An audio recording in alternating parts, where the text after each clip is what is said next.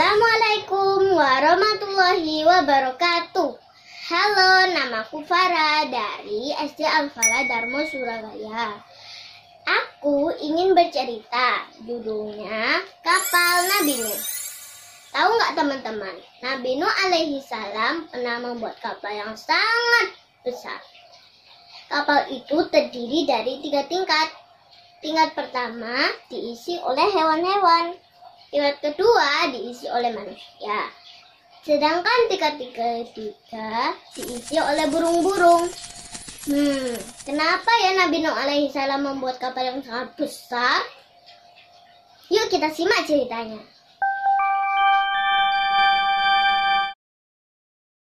Dulu ada orang-orang yang bernama Wad, Suwa, Yahud, Ya'uq, dan Nas. Mereka adalah orang-orang solih. Mereka sangat dicintai oleh masyarakat. Semenjak mereka meninggal, setan mulai menggoda masyarakat untuk membuat patung-patung orang soleh itu. Awalnya, patung-patung orang soleh itu tidak disembah.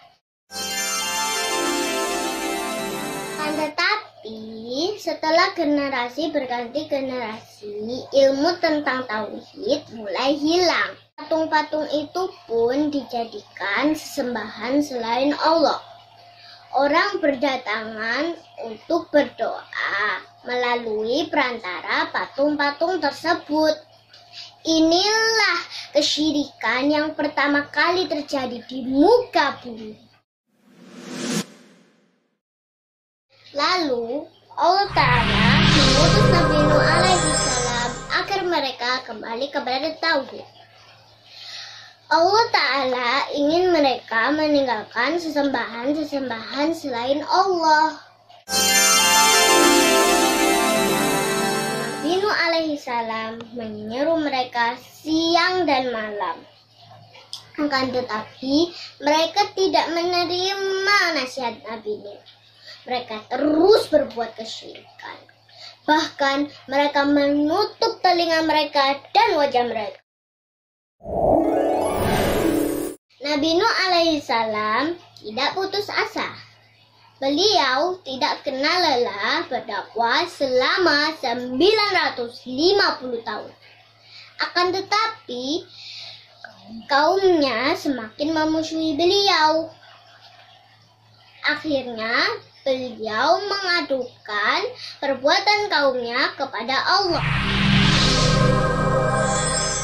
Kemudian Allah memerintahkan Nabi Nuh untuk membuat kapal yang besar. Melihat itu, orang kafir mengejek. Namun Nabi Nuh alaihi salam tidak mempedulikannya.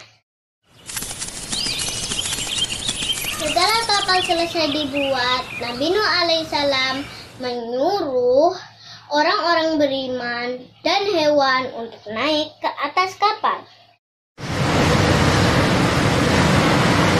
Setelah beberapa saat, hujan deras mulai turun. Bumi mulai digenangi air. Banjir besar pun.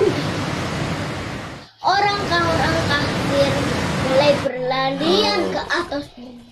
Namun belum tidak bisa menyelamatkan mereka dari azab Allah. Bahkan anak Nabi Nuh pun ikut tenggelam bersama orang-orang kafir. Sementara itu Nabi Nuh alaihissalam, orang-orang beriman dan hewan-hewan selamat. Mereka terus berlayar hingga Allah memerintahkan hujan untuk berhenti.